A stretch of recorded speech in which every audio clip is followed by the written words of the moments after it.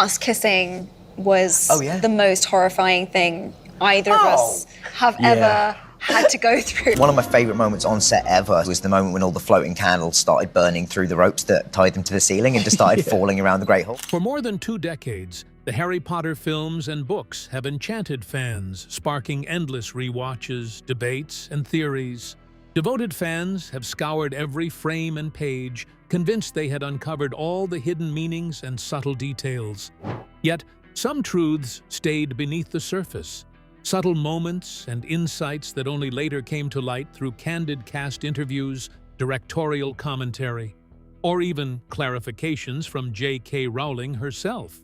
These revelations weren't the obvious Easter eggs or plot twists fans proudly spotted, but rather the overlooked master strokes, behind-the-scenes stories, and creative decisions that reshaped how the wizarding world is understood.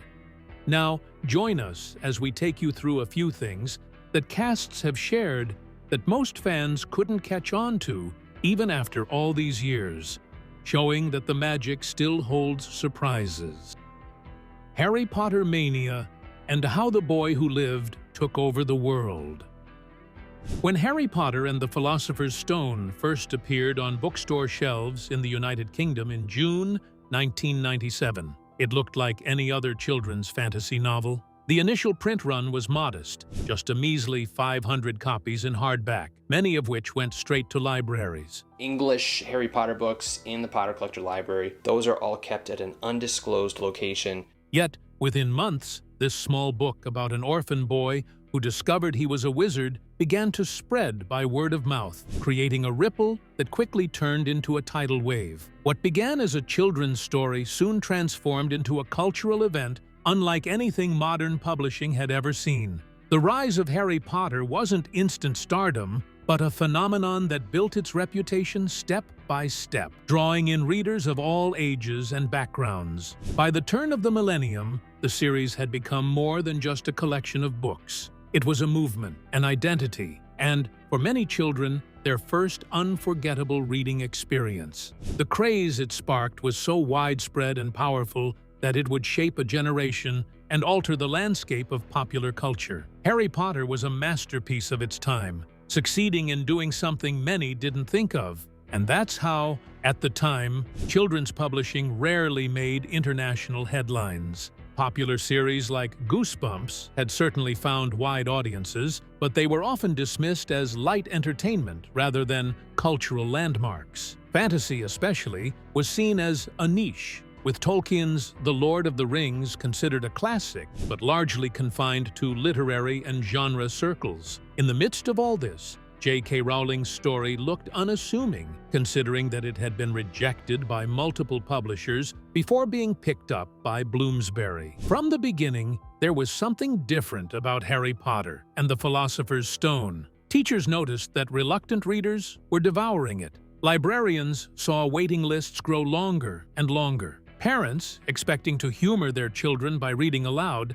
found themselves hooked on the adventures of Harry, Hermione, and Ron. The book's secret lay in its accessibility. It blended the whimsical charm of a fairy tale with the suspense of a mystery novel, set against the backdrop of a magical world that was detailed but not overwhelming. For children, the idea of receiving a letter to Hogwarts was irresistible, and for adults, the humor and clever plotting made it far more engaging than most children's books. Soon, families weren't just reading Harry Potter, they were living it, discussing it, and sharing it across dinner tables. By the time of the second book, Harry Potter and the Chamber of Secrets, the buzz was undeniable. Sales soared, translations into multiple languages began, and J.K. won a string of awards. Harry Potter and the Chamber of Secrets takes the magic of the first book and darkens it just enough to keep you on the edge. The third book, Prisoner of Azkaban, cemented the series' reputation as not just a publishing success, but a cultural phenomenon in the making. Children began dressing as wizards for Halloween, clutching makeshift wands fashioned from sticks. Schools organized reading clubs devoted to the books, and friendships formed around shared speculation over what might happen next in the story. At the dawn of the internet age, early message boards and fan sites sprang up, filled with theories, fan art, and predictions. Still, the true turning point came with the release of Goblet of Fire in 2000. By this point, Harry Potter wasn't just popular, it was dominating the global stage. The book had an unprecedented first printing of over 5 million copies in the United States alone. Published in the U.S. just this week, advance orders for the new book totaled more than 1 million copies. To ensure fairness, publishers coordinated international release dates, so children in London, New York, Sydney, and Tokyo could open the book at the same time. The mania had officially arrived. Perhaps the clearest sign of just how deep Harry Potter mania ran came with the midnight book launches. Bookstores around the world hosted elaborate events, with fans lining up hours in advance to be among the first to grab the new installment, sometimes in full costume. The atmosphere was more like a rock concert than a book release. Children waved wands, parents wore wizard hats, and communities transformed their local bookstores into mini Hogwarts for a night. Pottermania wasn't just limited to the young. Parents, teachers, and even grandparents joined the lines. Some read the books alongside their children, while others admitted to sneaking chapters ahead when the kids were asleep. Famous Harry Potter. Can't even go to a bookshop without making the front page. In a world where reading was often seen as a solitary activity, Harry Potter made it a shared activity, turning book launches into shared cultural moments. This cross-generational appeal meant that families could enjoy the books together. Parents who had grown up on Tolkien or Roald Dahl now found themselves bonding with their kids over Harry, Hermione, and Ron. Book clubs that had once focused on literary fiction were suddenly devoting meetings to Harry Potter. Newspapers published editorials analyzing the series' symbolism, and academics debated its moral and philosophical underpinnings. At the time, whether or not you read the books, you knew the names of Hogwarts houses, could recognize Harry's lightning bolt scar, and had at least heard of Quidditch. The success of the book was undeniable, and it was time to give the characters recognizable faces outside a page's description. The magic of Hogwarts brought to life on screen. When Warner Bros. Secured the film rights to the book, the world erupted on a whole new level. For many fans, the announcement of a film adaptation was both thrilling and terrifying. On one hand, it promised to bring the magic of Hogwarts to life in a way they had only imagined while reading. On the other hand, the stakes were high. Millions of children and adults around the world already had deeply personal visions of Harry, Hermione, and Ron in their heads, and everyone wondered nervously if Hollywood could do them justice. Few aspects of the film adaptation drew as much scrutiny as the casting process. Who would be the face of Harry Potter? What child could possibly carry the weight of a character who had become a cultural icon before ever appearing on screen? The search was long and tiring. Casting directors scoured schools across the UK, determined to find actors who not only looked the part, but could embody the spirit of J.K.'s characters. Thousands of children auditioned, but none seemed quite right for the lightning-scarred hero until a young Daniel Radcliffe caught the eye of director Chris Columbus. Daniel's casting sparked enormous media coverage. The British press scrutinized him.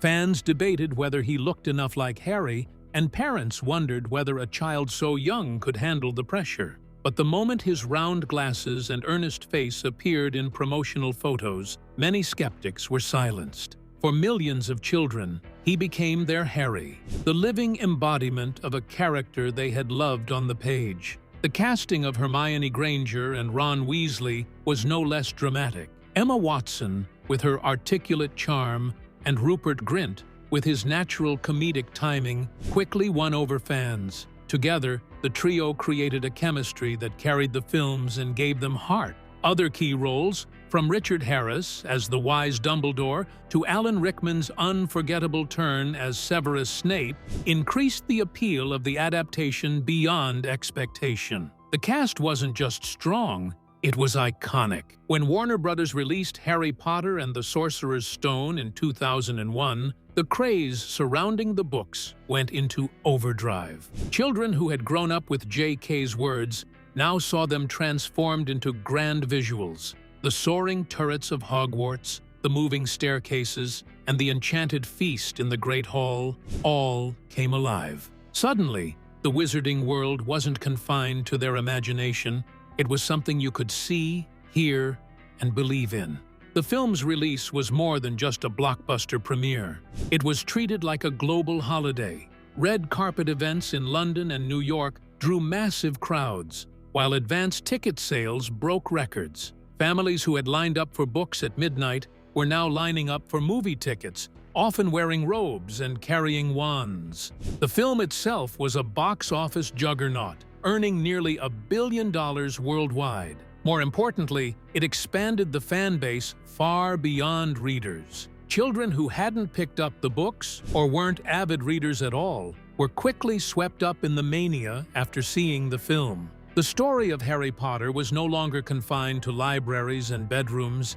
It had transcended into a cultural event. The release of each subsequent film turned into a major media event, amplifying the hype that had begun with the books. With Chamber of Secrets released in 2002, audiences flocked back to see the young cast grow into their roles. By Prisoner of Azkaban 2 years later, director Alfonso Cuarón introduced a darker, moodier tone, signaling that the franchise would mature alongside its audience. This evolution kept fans invested, allowing the series to retain the same generation of children who had picked up the books in the late 90s, while drawing in new fans along the way. Each film became more than just entertainment. It was a global conversation. Tabloids dissected behind-the-scenes gossip. Fans pored over trailers frame by frame for clues, and online forums buzzed with speculation about how faithfully the next installment would follow the books. The films weren't replacing the books. They were reinforcing them, giving fans new dimensions to analyze and debate.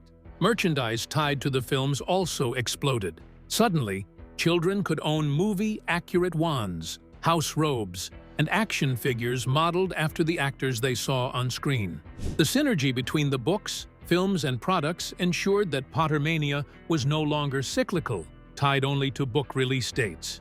Instead, it became constant, renewed every time a new movie poster appeared or a teaser trailer dropped. One of the most unique aspects of the Harry Potter films was how the young cast aged in real time alongside the characters. Fans watched Daniel, Emma, and Rupert grow from children into teenagers and eventually into adults, mirroring Harry, Hermione, and Ron's journeys. This parallel development created an unusual bond between the cast and the audience. For many fans, the actors weren't just performers, but companions who grew up alongside them. Kids who entered elementary school with Sorcerer's Stone graduated high school alongside the release of Deathly Hallows Part 2. The sense of shared coming of age made the franchise deeply personal. At the same time, the adult cast lent the films a following that elevated them beyond children's fare. Performers like Maggie Smith, Gary Oldman, and Ralph Fiennes brought Shakespearean weight to their roles, ensuring that adults in the audience were just as enthralled as their children. The blend of fresh young actors and seasoned veterans created a balance that sustained the franchise's credibility for a full decade. The actors themselves became international celebrities, their faces instantly recognizable around the world. With each release, the premieres grew larger, the lines at theaters longer, and the global box office records higher. While fans were captivated by what they saw on screen, countless things were happening behind the scenes: casting decisions, on-set dynamics, creative choices, and even Easter eggs that would only later be revealed. Secrets from the casts that fans never saw on screen. As the Harry Potter books and films captivated the world, audiences devoured every moment of the story, from Harry's first trip to Diagon Alley to the final battle at Hogwarts. But while millions were caught up in the magic on screen, countless details were happening just out of sight. Unscripted moments, subtle acting choices, and behind-the-scenes stories that only came to light years later when the cast began sharing them. These revelations, often overlooked in the initial frenzy, have since become treasured insights for fans revisiting the films with fresh eyes. One of the most surprising revelations from the cast is how many iconic moments weren't actually in the script. Daniel Radcliffe once admitted that some of Harry's quirks, such as his tendency to push his glasses up on his nose, came from necessity rather than direction. The glasses constantly slipped during filming, and instead of cutting, he incorporated the movement into Harry's character. This became so natural that many fans assumed it was a deliberate acting choice, reflecting Harry's shy awkwardness. Rupert Grint also contributed his own touches to Ron Weasley. His frequent nervous giggles and bumbling mannerisms weren't always written into the script. Much of Ron's comedic timing was improvised, giving the character warmth and relatability beyond the page. Emma Watson, meanwhile, famously added her own know-it-all energy to Hermione. Directors encouraged her to lean into her natural intelligence and precociousness, resulting in line deliveries that felt sharper and more authentic than anyone had anticipated. Even minor interactions sometimes came from improvisation. Tom Felton revealed that in early scenes, he deliberately sneered or rolled his eyes at Daniel and Rupert to create tension, which the cameras picked up beautifully. The chemistry between the actors wasn't just scripted. It grew naturally from playful rivalries and genuine friendships on set. One of the recurring themes in these confessions is that the wizarding world, for all its movie magic, wasn't immune to mishaps, accidents, and even heartbreak. Take the Hogwarts Express, for instance. To millions of fans, it symbolized the start of adventure, but in reality, it twice fell victim to real-life vandalism. In 2003, pranksters managed to cover part of the train in silver and green graffiti while it was parked at a depot.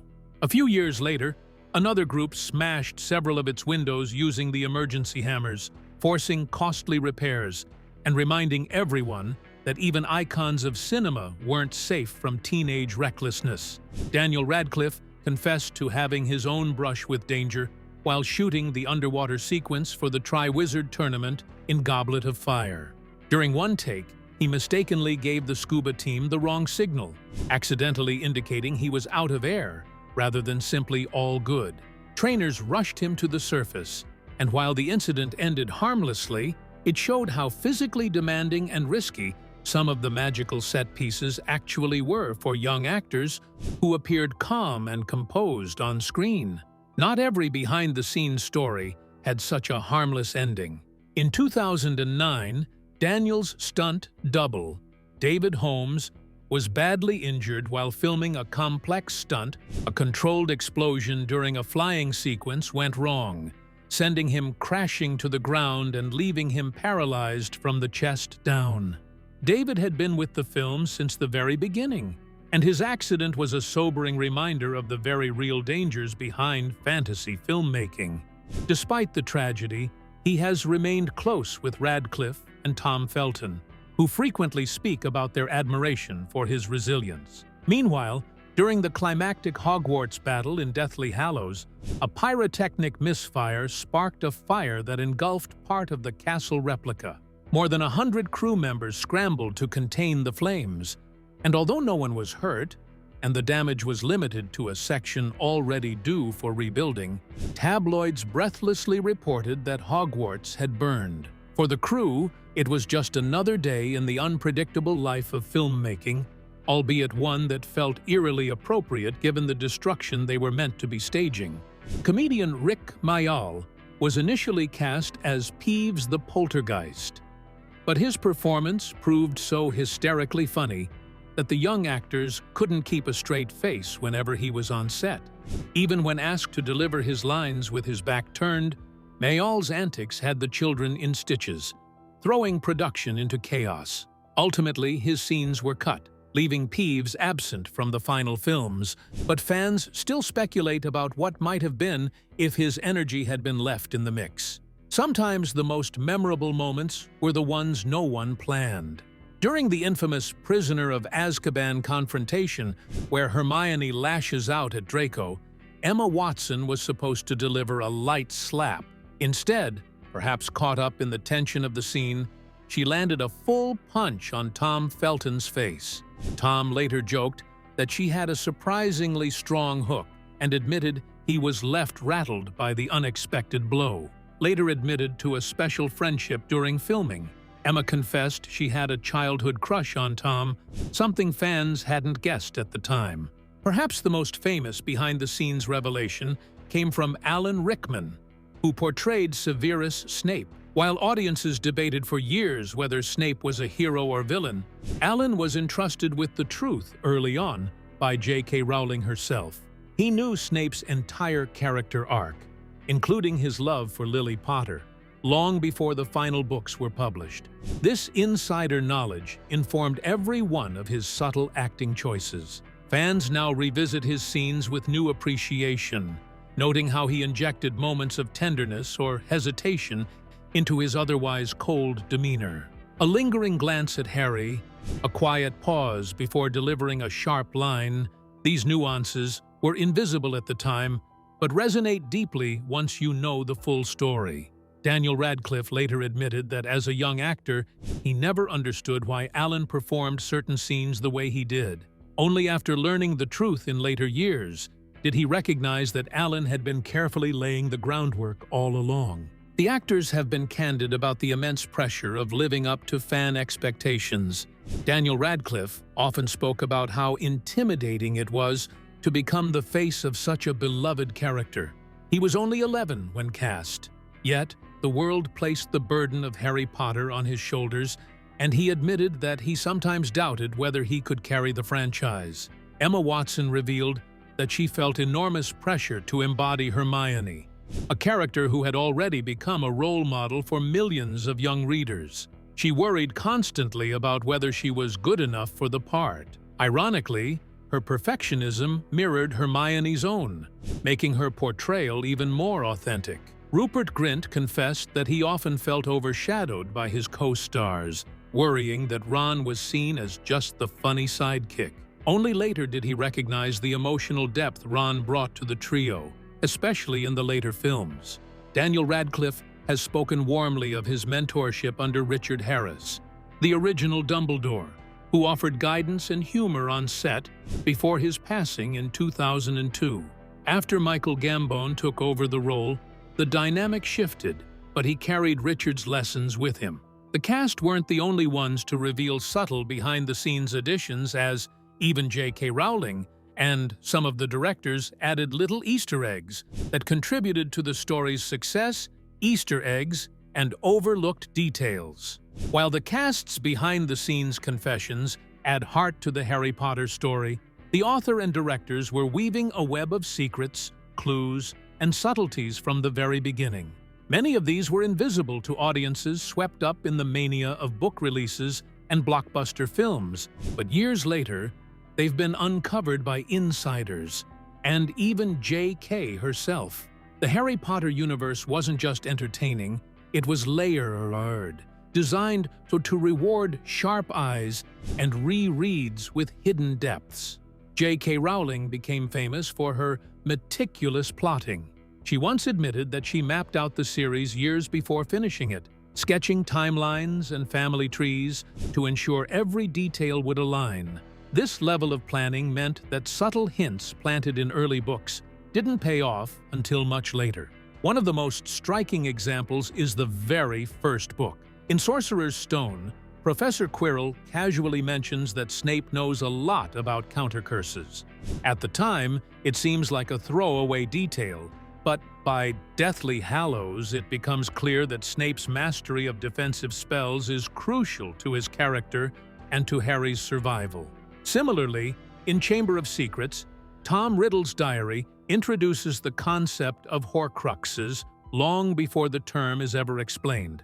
At the time, readers saw the diary as just another cursed object. Only later did J.K. reveal it as the first Horcrux Harry encounters, foreshadowing Voldemort's path to immortality. She also planted subtle clues about Harry himself.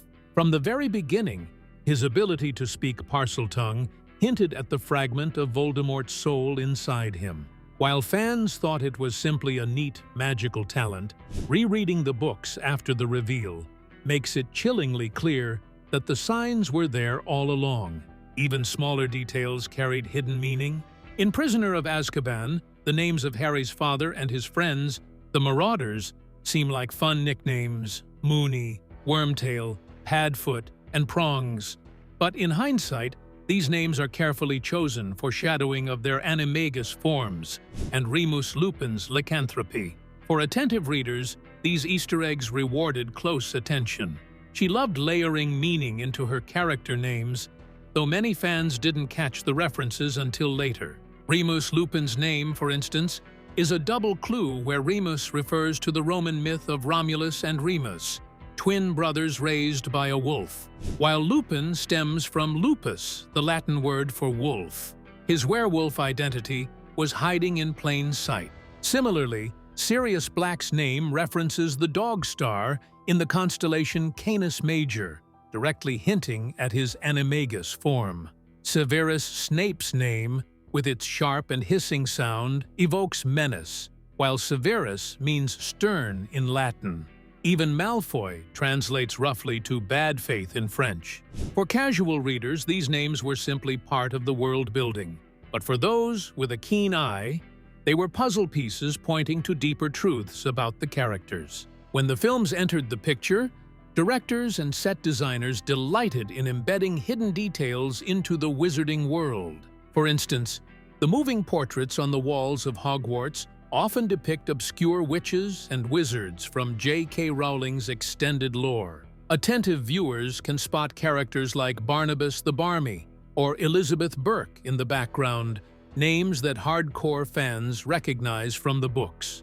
In Prisoner of Azkaban, Alfonso Cuarón famously encouraged the set designers to fill the film with tiny details, knowing that audiences would re-watch and discover new things each time. A prime example is the appearance of the Marauders' map. Beyond showing footsteps, it includes Easter eggs, like two background characters kissing in a corner, or Peter Pettigrew's name lingering long before his reveal as Scabbers. The films also sprinkled in playful nods. In Chamber of Secrets, when Harry and Ron crash the flying Ford Anglia into the Whomping Willow, you can spot a license plate reading 7990TD, which, in UK car registry trivia, is teased to echo J.K. Rowling's own car's registration number. It was a tease to insiders, invisible to casual fans. Beyond names and plot devices, she crafted her characters with subtle traits that often went unnoticed. For example, Hermione's activism for house elves in Goblet of Fire seemed like a comedic side plot. Many readers dismissed it as irrelevant, yet in reality, it reflects her moral compass and predicts her later role in fighting systemic injustices within the wizarding world. Neville Longbottom is another character whose importance was easy to miss. He is often portrayed as bumbling or cowardly in the early books, but his growth into a courageous hero in Deathly Hallows was the final transformation. J.K. had hinted at Neville's quiet resilience in earlier books, such as his determination to stand up to his friends in Sorcerer's Stone, something even Dumbledore has praised. For fans rereading with hindsight, his journey feels inevitable. Even the Weasley twins carried layers of meaning. Their pranks and jokes masked moments of surprising wisdom, often giving Harry the tools or confidence he needed at key times. Their inventiveness with magical objects gave viewers an early idea of the role they would play as entrepreneurs, turning their mischief into a lasting legacy. J.K.'s love for symbolic objects also added layers that fans often overlooked. Harry's wand, for instance, shares its phoenix feather core with Voldemort's, linking their fates from the very beginning. At first, this seems like a mere plot device to explain why their spells interact strangely, but as the series progresses, it becomes a profound metaphor for their shared destiny. The invisibility cloak, another seemingly fun magical tool, later emerges as one of the Deathly Hallows. Its presence in the very first book was her planting seeds for the series' ultimate climax. Few readers could have guessed its significance until the reveal in Book 7, making its reappearance retroactively mind-blowing. Even the mirror of Erised in Sorcerer's Stone serves as more than a whimsical magical object. It expresses her theme of desire and longing, hinting at Harry's eternal struggle between personal happiness and selfless duty. Different directors left their own signature Easter eggs across the films. Chris Columbus leaned heavily on faithfulness to the books, often recreating scenes with painstaking accuracy. Alfonso Cuarón, by contrast, added atmospheric details like the whomping willow marking the changing seasons in Prisoner of Azkaban. David Yates, who directed the final 4 films, frequently used color palettes and lighting to mirror the emotional states of the characters. These were small cues many audiences didn't consciously register but felt deeply. For example, as the series darkens, the colors shift from the warm golden glow of early Hogwarts to the cold, desaturated hues of Deathly Hallows. Viewers immersed in the story might not have noticed this transition, but it subtly shaped how they experienced the characters' growing despair. Overall, Harry Potter remains a story that has conquered both the literary and cinematic world and continues to offer more to fans who go back to reread or experience it. What do you think? Were there any hidden clues you picked out before this? Let us know in the comments below. Thanks for watching. To enjoy more exciting videos, click play on the video on your screen. And don't forget to like, subscribe, and hit the bell so you get notified when a new video is released.